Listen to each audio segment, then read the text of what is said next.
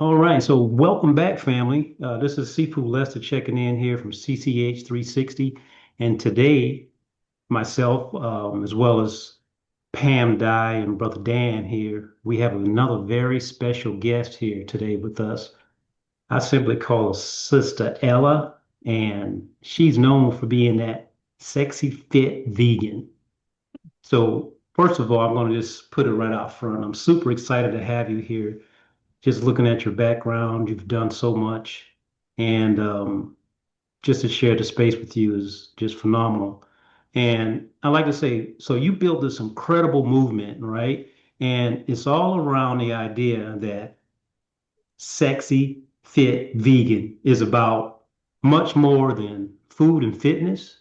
And it's more about a mindset, also being in alignment and living 100% authentically. So I love to dive into layers of your journey, the psychology behind it, also how you've gone through different behavioral changes with this lifestyle and what keeps you going deeper and deeper into this mission? Because I've been watching your progress and it just looks like you keep going deeper and deeper. So if you would, maybe give us a little short intro and tell us a little bit about yourself, and then we'd like to ask you a few questions. Absolutely. Well, I am really grateful to be here. I'm so grateful to have met you, Sifu Lester, and then Dan and Pam through you. Um, and yeah, so my journey started, I think it's important to, because I've kind of known my life's purpose since I was very young. I think it's worth sharing how I kind of discovered the reason I feel like I'm here on Earth. And it was actually when I was 7 years old, and I got in the car after school one day, and my mom asked me how school was, and I told her that we learned about Daniel Boone in school. And do you guys know who Daniel Boone is? Yeah. For Yeah. anyone who doesn't know, who might be listening, he's one of our first American folk heroes, and he was a wilderness guy, and he carried around a shotgun, and he wore his raccoon hat, Mhm. um, and I told my mom, I said, this guy was supposed to be a hero. I said, but he was a really mean man. He shot and he killed and he ate animals. And my mom was really honest with me, and she kind of looked back and she said, well, Ella, we're just really fortunate nowadays. We don't have to do that for ourselves anymore. We just go to the grocery store and buy our meat there. And it was really that moment that I connected the meat on my plate with the actual animal that it was. And it was this huge light bulb moment for me. And I was kind of like horrified. And I Mhm. I told her right then and there, well, I'm not going to do that anymore. And I never ate meat again. Wow. And she thought, my parents thought it would be a phase that I would Mhm. go through, but I really felt very strongly about the fact that we could live without harming other beings in that way. So I really got into researching it. And this is back, I'm 45 now. This was back in 1987. No real internet. So I don't even know how I really got a hold of all the information because you really had to seek it out. But I got in touch with certain groups that were spreading the information, and I learned about how all the industries are connected. So by the time I turned 15, went totally vegan, and really throughout my childhood, I just felt very connected to the suffering that animals went through. And I felt really connected to farm animals being these amazing creatures that are not not really unlike our dogs and cats. And it was really hard for me to understand why we were eating some of them and loving on some of them, and why some deserve to live and some. And I was a gymnast. I've been an athlete since I was 5 years old, in gymnastics and taekwondo and swimming, and I was competitive, and I was training in 4 hours a day, as a kid, and I was able to do all of that eating kind of the side dishes on my parents' dinner table, until they really realized that this was not a phase, and they actually followed suit eventually. Pretty much most of my family followed suit. So Hmm. that's kind of how I got started. And yeah, I feel like it's important to understand that because I've been, this is something I've felt this value of life of all beings from a very young age. Right. So I like to piggyback off of that. Okay. So very interesting. You started out on this journey at such a young age, right? And now here over the years, you've built a brand around being sexy fit vegan, right? Yeah. Um, what does sexy mean to you now, and how has that definition evolved over the years? I mean, you hit the nail on the head with that evolution of that word. So it was around 2013, 2014. I was living in Miami. I grew up in North Carolina, but moved down to Miami in my early 20s. And, you know, at that time, there was very few people that even really understood what the word vegan was. I Yeah. competed in a bodybuilding competition in 2007 just to, start to spread the word and show that you can be fit and you can be strong and you can be muscular. And, there were so many stereotypes around what a vegan was, and they had to be, really hippy dippy or scrawny or really angry Mhm. up on their soapbox. There are all these ideas of what a vegan was.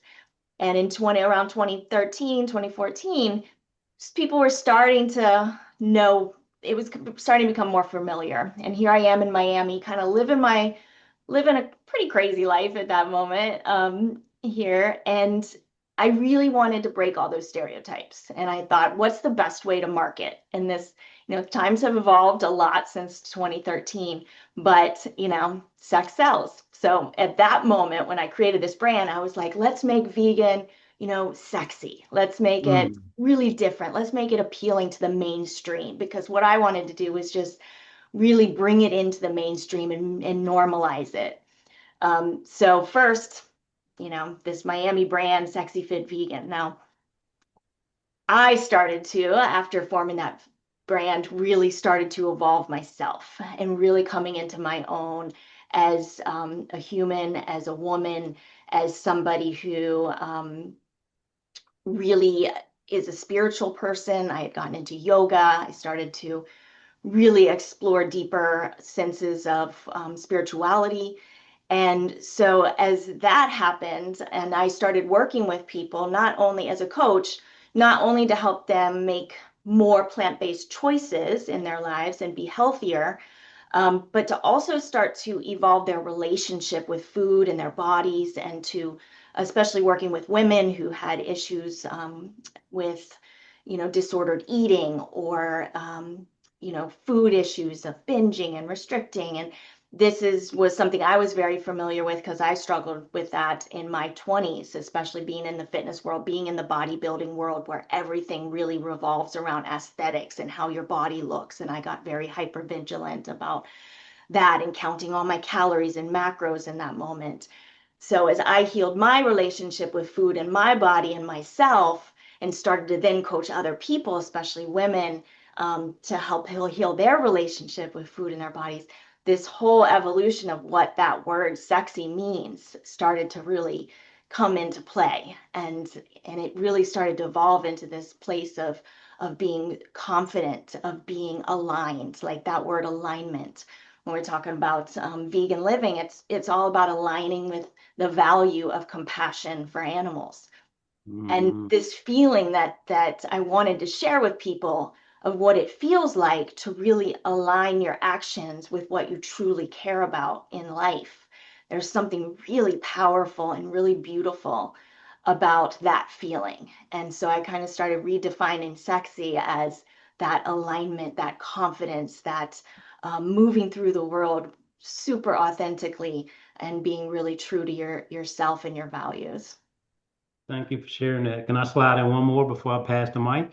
Of course. So, at what point along your journey did you get that confirmation, like, yeah, I'm doing the right thing? Because you hear so much negative in regard to being a vegan. You're not getting enough protein and this and that and the other. So when did you get that confirmation that all that was just a bunch of chatter and you were on the right path?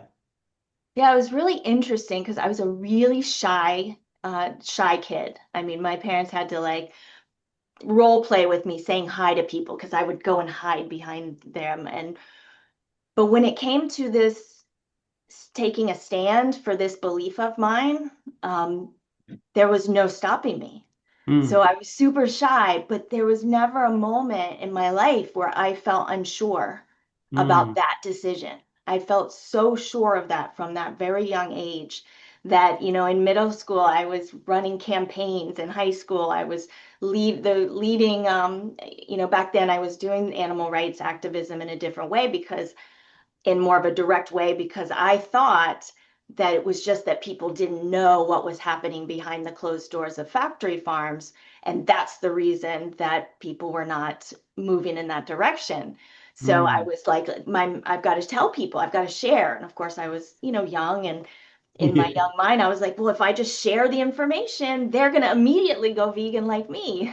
right. So it was, yeah, it was a bitter pill to swallow that people were, it's a very big deal to change those very ingrained thought patterns of how we should live and what we should eat. And just making changes to our eating habits is really challenging for a lot of people. So a lot of people just are not really interested in knowing. So yeah, there was never a question in my mind that if I wasn't sure I was doing the right thing. It was always a matter of, well, how can I best share this information in a way that will be really helpful to people and receptive and will help them be receptive to the information so that then they can make their own educated decisions about what they Mm, put in their bodies and what they choose to support with their dollars. Because if we don't know, then, of course, ignorance is bliss in a lot of ways. So, I started to realize like it was painful to be so connected to that suffering. And here I am asking people here, come open your heart to the suffering of billions of animals and look at your part in that. Like that's a tough sell. yeah. It's a lot easier to move through the world thinking that you're doing fine just as you are and you're not supporting any suffering and not, having a closed heart to that suffering is a lot, easier in a way. So it's more been about how can I best inspire people? How can I bring this really positive attitude and present this in a really positive way, meeting people where they are and allowing them to open their minds enough to at least absorb the information so they can make decisions based on what their true values are. So you're saying that your veganism is more because of your activism and not so much the health aspects? For me, veganism has everything to do with compassion Okay. and but if we think about compassion, right, sometimes I think I was the last being on earth that I really locked in compassion for. A lot of Mm. times we forget that we are beings too, and that it's important to have compassion for ourselves. And if we're being compassionate to ourselves, then yeah, we are feeding our bodies with fuel that is clean, that will help us feel good, that will energize us, that'll keep us free from disease. So it is an act of compassion. I think there's some room there, to have a healthy lifestyle and still include some animal products. So I think there's so we kind of distinguish that as plant-based living. And then the veganism really brings in this kind of ethical aspect that I'm doing this for a much bigger reason outside myself. This is because I care about animals, maybe, caring about the planet, the sustainability factor. There are a lot of more ethical reasons to be vegan than the plant-based. A lot of people are doing that to prevent cardiovascular disease. When we cut out the animal products, we're cutting out a lot of the saturated fats and the things that are causing people, cardiovascular disease. And heart disease is our number one killer. So there are a lot of reasons to eat a whole foods, plant-based diet for our health, for sure. Ella, My question to that is, I understand carnivores, I understand the vegans. Why not vegetarian? Yeah, great question, Dan. So, this is something that, I started out vegetarian until I learned about the industries, the egg and dairy industries, and how when we're supporting those industries, we're also supporting the meat industry and we're supporting a lot of cruelty because the modern way our food system works is when a calf is born, like for dairy cows are artificially inseminated. This is, in Mm. factory farming situations, which is 90% of, I'm not sure the percentage, but most of our food is coming from those. They're artificially inseminated. They give birth. Their babies are ripped away from them. You'll hear farmers and people talk about the mother cows bellowing for days that their baby has just been taken away. They're hooked to machines almost all the time. And when their production goes down, they're killed. They're processed as well. Their babies, male calves usually go to be veal calves. So there's this support of this industry. When I'm giving my dollars to dairy, I'm supporting that kind of cruelty. In the egg industry, same idea. The chicks, as soon as they're born, their beaks are cut off. The male chicks are often killed immediately in like wood chippers or suffocated in bags. They're confined to very small spaces. Their um, feet grow around the cage wires, and then they're killed very very early on. There's a lot of disease, so it's a they're very cruel industries. So when I think about veganism, what I try to move through the world doing is doing the most good and the least harm, because nobody can be perfect in this world. Like we're just doing the best we can, right? So when we learn about that information and what our dollars are supporting, then that's where we can make a difference. So yeah, that's a little touch on the dairy and egg industries. Has Yeah. your choice of being a vegan affected your athleticism because you are very athletic? Thank you. Yes. I think it's been really helpful, honestly. Yeah, I mean, I do pay attention to protein. I do a lot of strength training, so I do pay attention to getting enough plant-based protein, but it's especially in this day and age, it's very, very easy to do that once you know. But it's tough. It's like anything else. If you're used to eating the same thing and you're saying, okay, well, you're going to take away chicken and, you know, eggs or whatever it is, and that's how you're used to getting your protein, you got to figure out the new way. So yeah, I eat a lot of legumes, a lot of vegetables. I'm mostly whole foods, so but I do a lot of tofu. I love tofu. What? Do you do any processed supplements? Sometimes I do, not a whole lot, every once in a while. Um, like Any? Beyond, like for example, Beyond Meat they just came out with new products, so they got a really hard time. So in this right now in this stage in the game of our country's evolution, right? We've got the carnivores kind of we've got like those extremes, right? And they'll call vegan extreme, then they'll call like carnivore extreme. But what we have to know is like the new food pyramid, for example. We have to look at who's creating that food pyramid and who's getting the money. Like we follow the money. Like if you look on the committee who is creating those food pyramids, they're all backed by the dairy and meat industries, every single Mm. one of them. So when they're putting meat up at the top and saying eat beef tallow, they're getting paid. They're getting paid for that. Yeah, Yeah. I mean, we have choices now, but back then it was very difficult to do. I don't know how you handled that. Yeah, I mean, I there was tofu back then, and yeah, I ate lots of tofu and beans for protein, was mostly tofu and beans. Yeah, now it's so much easier, so much more convenient.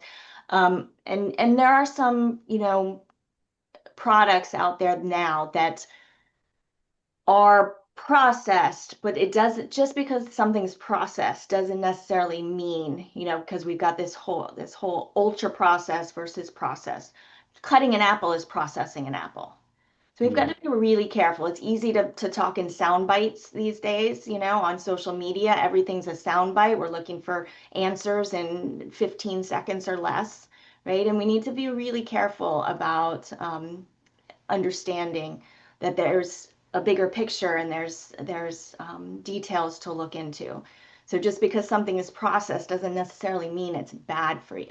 Like I said, like cutting an apple is processing apple. Meat is absolutely processed. They go into the slaughterhouse. They remove, pus and all Mhm. sorts of things. If you see videos of what they're doing, the meat is processed. It is not a whole food that has not been processed.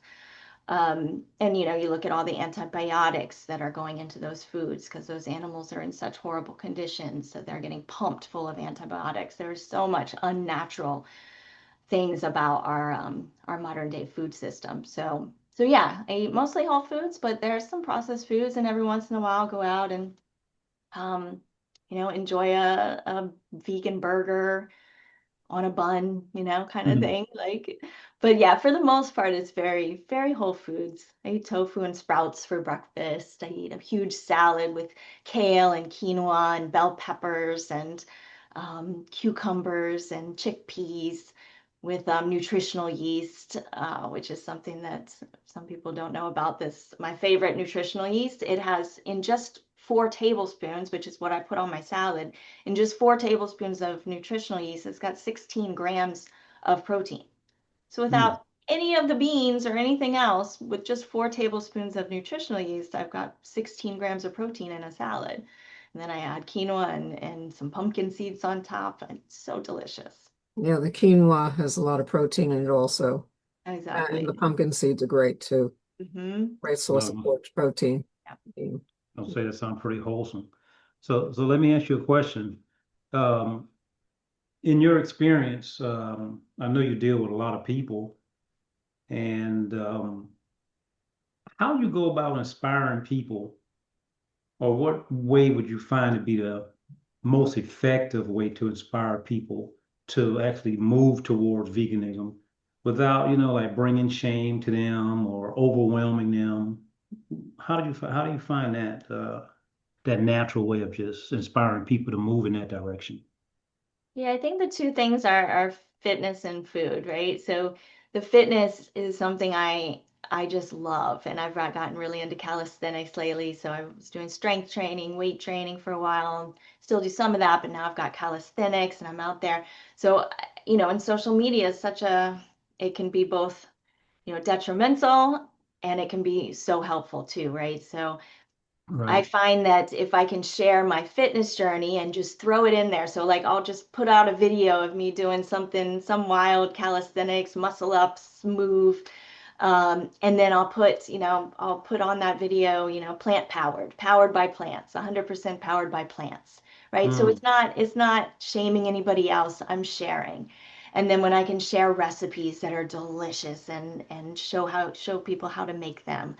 Um, it's just about being who I am is what I find. Being who I am, doing what I do, doing what I love to do, and sharing that in a way that is very is a compassionate way of sharing, right? I'm just sharing Right. my life, who I am, what creates the joy and happiness inside me, what creates this feeling of alignment, and sharing how good it feels to move through the world without doing my best not to support the suffering of animals. But often, if we lead with the things that people are most interested in, people want to be fit, they want to feel good, they want to be energized. You know, um, All right. People see my physique and be like, oh, I want that, and then I can say, well, I can help you get there, and here's how Hmm. I do it. So that's when I shifted actually in my early 20s from the direct activism that I was doing as a teenager into when I started working in the fitness industry. And I realized that people were coming up to me, and where I was handing out information and going to them, they'd be like, I don't want that. I don't want to see that. And when I was in the fitness, they would come to me and say, how do I get that? How do I get Right. muscles like you? How do I get, to be strong and fit like you? So I use the fitness, and everybody likes a good meal, right? And Right. so if we can share the fitness and the food path that I'm on and show people how to do it in a way that's convenient and easy. Um, and I find that that's kind of what I've been doing the last 15 years to really So help. I actually imagine that any type of activism, sometime, you guys put your heart and soul into this thing, right? Whatever it may be, right? I imagine sometime it can become kind of emotionally heavy. So how do you actually stay grounded through all of that? Yeah, it is heavy, but you know what? I think that's where for me, the spiritual path and like and discovering Tai Chi, I've been a go-getter my whole life. Like I've been hustling, I've been running, I've been moving, I've dealt with a significant amount of trauma and there's been a lot of pain in my life. But it always goes back and I feel like it's it goes back to this underlying, here's what I'm here for. I'm here Yeah. to spread my light and share. And if I'm not living my best life, if I'm not doing well, then I can't shine that light. So it always comes back to I've got to take care of me, Mm-hmm. which, has been the last year even starting the meditation, which is something, the morning meditations with you, Sifu, Mm-hmm. has been a game changer for me to help me slow down. And like you say, like taking charge of the day before the day takes charge of you, right? Mm-hmm. Having that, because for me, slowing down is the hardest thing. But I've been through burnout. And that's Mm. something that a lot of us, like vegans who feel very strongly about this, Right. a lot of us burn out, and it's hard Mm-hmm. again to be connected to that suffering. I mean, I ended up in Peru doing ayahuasca because I like fell off the deep end one year, Mm. because I couldn't slow down. And when I went and got my yoga teacher certification and got an Ayurvedic medicine consultation, I was dealing with insomnia and all sorts of different things from going. They said, you got to slow down. And it was when I got back from that trip that I met up with Sifu Fred and said, okay, I'm committed. I'm committed to Tai Chi.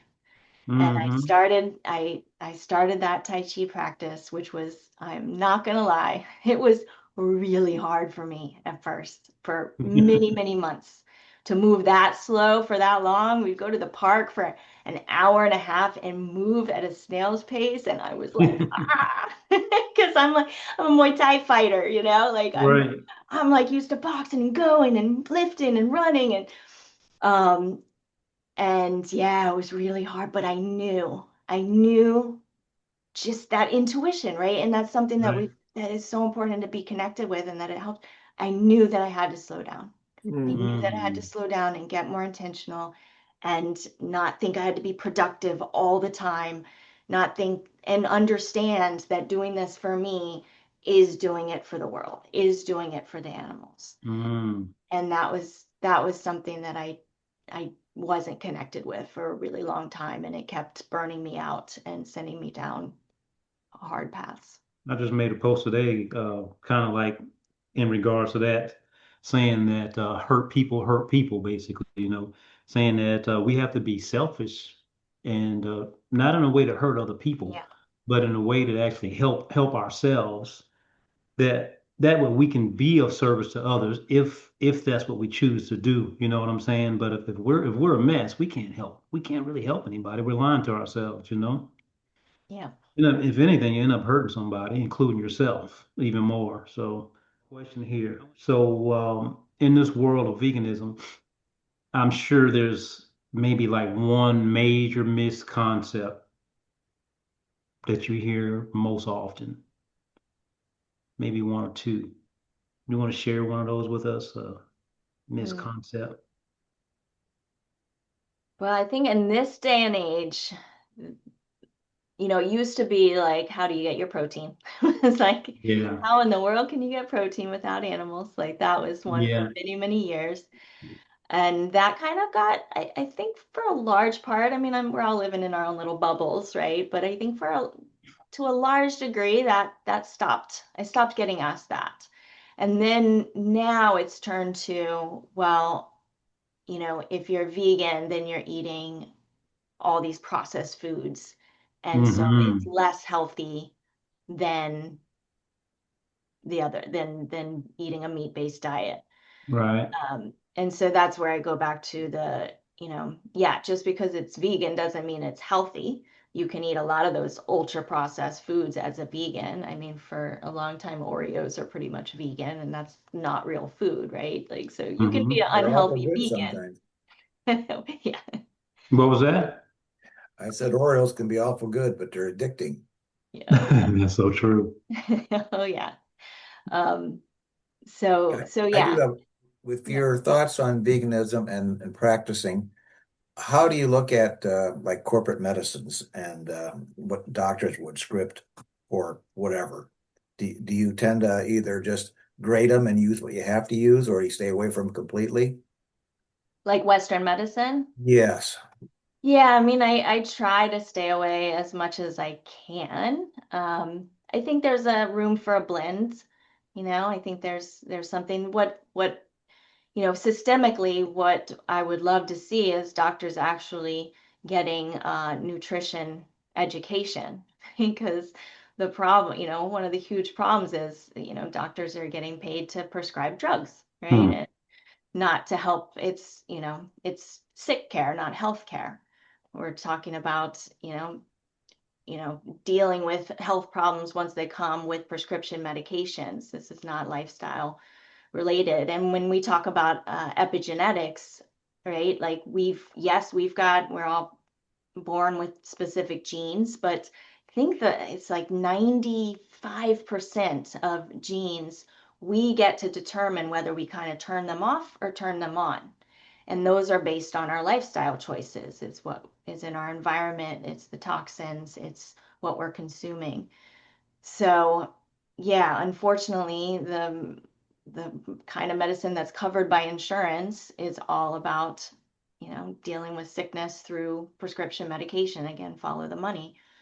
So we need, I mean, yeah, this is a huge, It's a problem, big problem. a Yes. huge problem that we need to help. Yes. We're not prescribing people healthy diets. We're prescribing people, they're not educated. I mean, I think they're educated a little more than they used to be, but barely at all on nutrition. I mean, it's just Do you feel insane. personally you are more healthy for the vegan diet?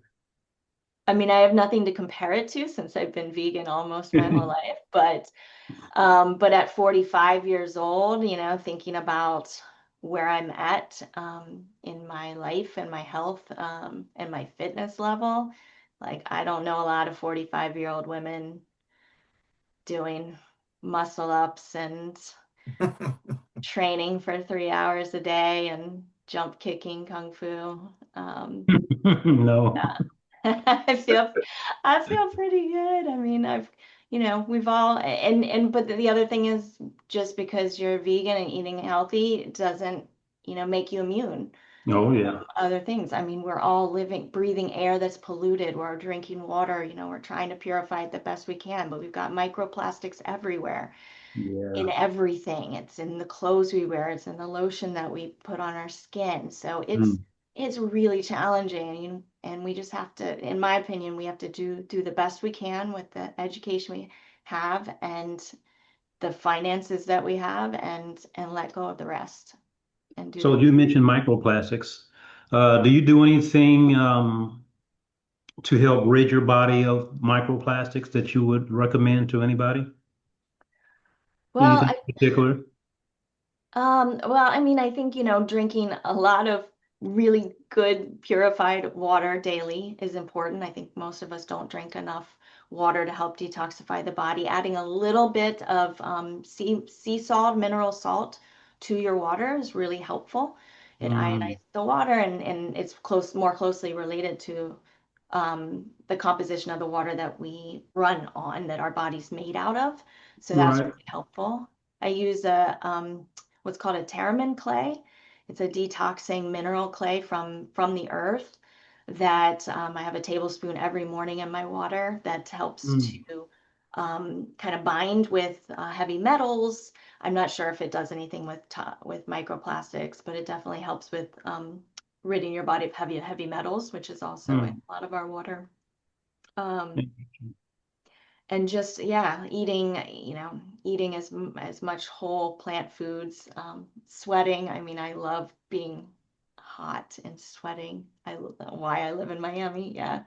The That's it. daily detox, saunas, great. Right. I was so happy to start to discover more about Chinese medicine and how I cannot stand being cold. Like I am allergic to the cold. And for a while I was like, oh, do I need to get on that? Like, what are the ice baths, right? And I got in Mm. one ice bath and my whole being was like, this is not good. This is not good. There was some like trauma response. And um, so yeah, I have not done another ice bath since. And learning about Chinese medicine, and I'm like, yes, I love being warm. So that's Yeah. good. I'll take I mean, that. there are a lot of foods that are there that are that remove toxins, or your ginger and a Yeah. lot of herbs out there. Those will also help do some kind of cleanse. Yes. So, Mm. it does help. With the Anything. microplastics as well? Microplastics are that's a like she said, that's a challenge. Mm. But if you do a whole body cleanse, um, that may help rid of them. But once they get into the organs and everything, that's difficult to get rid of them. Mm. Yeah. So So it's Ella, good to prevent it as best we can. check this out. So your 10-year-old self or your 7-year-old self, right? If that self could see you right now, Mm. what would that self be shocked by? Anything in particular? I think really only, I mean, I was a child who insisted on putting on my own diapers, who at like 7 years old was convinced that I should be able to drive a car. I mean, I had a whole spiel. Told my dad why I should be able to drive a car. Like always been a very, like I said, go-getter, independent human being. So I don't think I'd be surprised about kind of where I'm at in my life, but I think the the dedication I have now to the Tai Chi and the meditation, I think Mm. I'd be surprised because even back then I was like, I was a gymnast. We would train for 4 hours a day. I was always going. Go, go, go. I was always going. So I think more about the slowing down would be the shocker. Yeah. And just how and honestly how much I've put myself out there again because I was such a shy Mm. kid. Right. Yeah, I'm not really one, like social media and having a brand and being the face of that brand. Like it requires me to be at the forefront, to put myself out there. And I get Hmm. more and more in my life. Like it's that part that part's still challenging for me. Like Hmm. part of me would like to just retreat to some islands where I wouldn't, you know, I'm Yeah. very much introverted. I don't go out and do social things very often. Yeah. Mm. Ella, That I've got totally. a question. You mentioned that you had experienced ayahuasca. Mhm. When you did that, did you come back changed in any way? Yeah, I did. I did. Um, that's an experience that's very hard to, describe. It was a really amazing spot in Peru in the Amazon jungle with five indigenous shaman who led those ceremonies.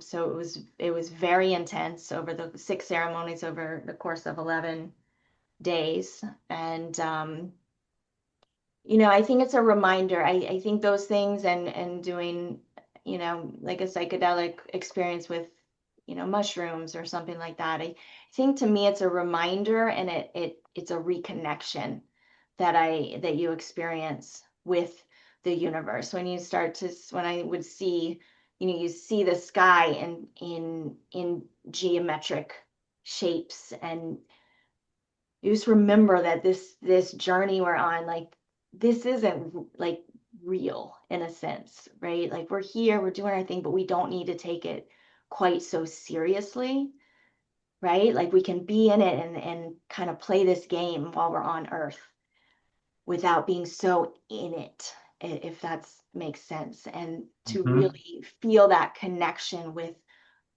the trees and the forests and the earth and the universe, and to have an out of body experience so we're not so attached. It really helps with becoming less attached, I think. Letting go, As right? the Buddha says, that have that attachment is really the source of our suffering. We can. They You some want to talk a little bit about your podcasts? You have a lot of episodes on your Facebook page. Oh yeah, I'm not actively putting out new episodes right now, but I've had three different podcasts that still are available to listen to, and they're all powerful and different. I've got the Vegan Life Coach podcast with 100 episodes. They're really, really great. A lot of those are coaching episodes, helping you build a healthy relationship with food and your body, and um, great tips for moving in that direction of a vegan or plant-based lifestyle.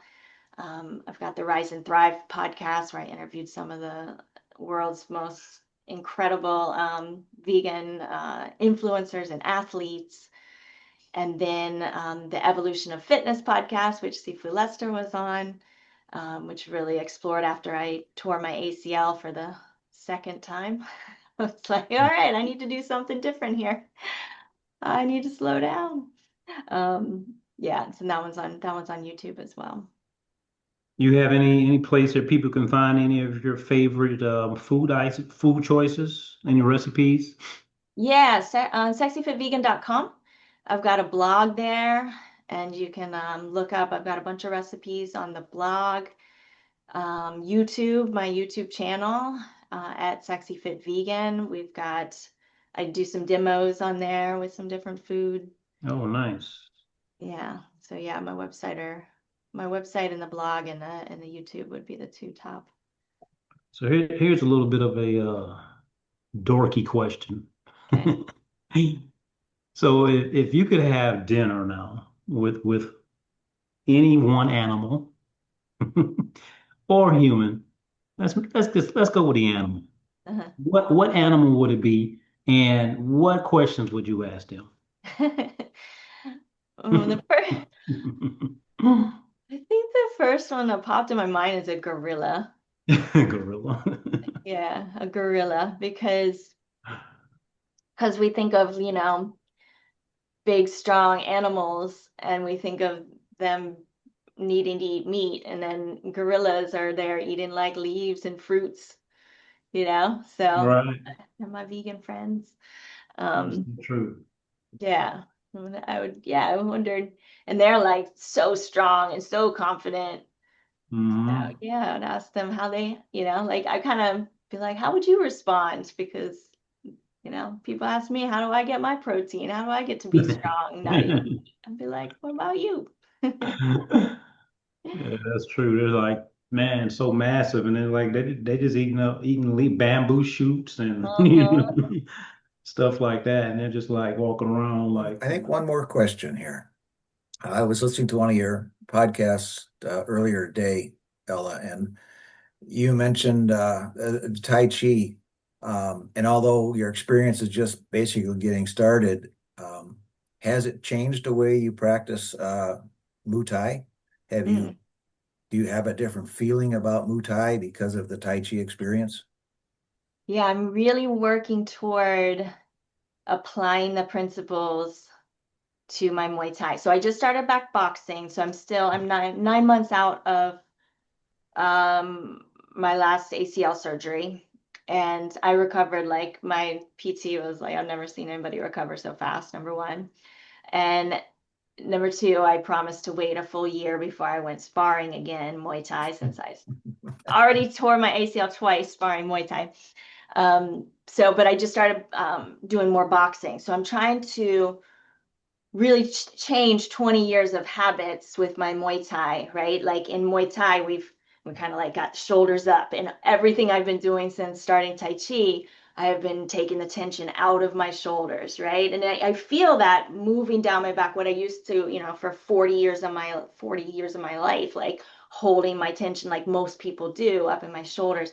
I find I'm like a different person than when I started Tai Chi, right? So, but then when I start to like spar, when I get in my boxing, I immediately, you know, have my shoulders up, and I'm trying to slow it down and really taking the energy up from the earth now. And so I'm very conscious of that. And Hmm. and so I'm working on applying those things. I think it's going to be a process because, my body's programmed, right, to have been training this one way for so long. But I can absolutely see and understand how applying the principles that I'm learning in Tai Chi is going to make my Muay Thai games so much stronger and so much better when I get back to it, which I will just be doing like lightly and for fun. I'm not trying to compete or anything. I just gotta keep reminding myself I can just do it for fun. But I'm also enjoying the Kung Fu training I just started. So that's kind of helping me meet some of those. Like it's kind of it's such a stress reliever for me, the Muay Thai, and it's also a dopamine hit, when I'm sparring. Like there's something so meditative about sparring with another human being. Like you can't be anywhere else. If you are somewhere else, you are going to get knocked out, right? So like it's this very intensive moving meditation, which I can now achieve with my Tai Chi, and now I'm working on with the Kung Fu. And so now if I can combine those and bring those back into the Muay Thai training, I'm excited to see what will come of that. Yeah. This will be my closing question here. So, Ella, if someone was listening to us today, and let's say that they're like standing right on that edge of change, right? And they want to live a more aligned, more compassionate, and a more empowered life, but they're simply afraid to go ahead and take that leap. What's one message that you would like to leave with them today? I think we need to keep in mind that it doesn't need to be all or nothing. A lot of times we say if we can't do it all, then forget it. I'm not going to do anything. I think Mm, this is a day by day, choice by choice, really moment by moment evolution that we can create if we don't feel like overwhelmed by thinking it has to be all or nothing, right? And when we hear vegan, sometimes we're say, "Whoa, that's extreme. I could never do that." You hear that. right, I could never do that. And my first response is, "You don't have to. You don't have to. right, That's okay. That's okay." But maybe next time you go to pick up your fork, what's one change you can make in that meal? What's one thing you could add to your plate that you maybe right, never tried before? Maybe you've never tried quinoa. Like right, put these doors open, and people are like, it's so restrictive. And I'm like, it's actually the opposite. Because when you mm, stop being in your box, in your lane of the things you've always eaten, you say, what else could I try?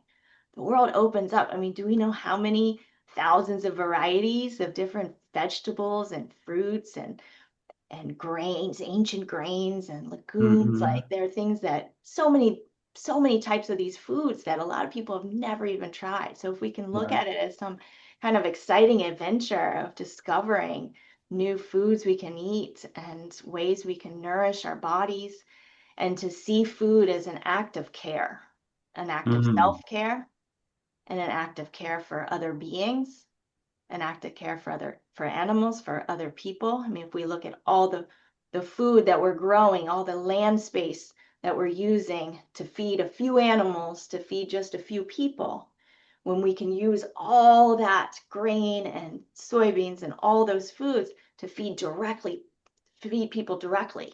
Like we're solving right, world hunger here. So this is a care for ourselves, for our health, for longevity, for feeling good, for energy, for detoxing, care for animals, care for other people, and care for our planet. Like it's an act of care. So if we can think of it as an act of kindness, what choice could I make, right? What's my next choice I could make that's a little more caring than the choice I made yesterday? Yeah, I like how you said, don't think about taking things away, but what can I kind of add to that? Yeah, that's a game changer right there.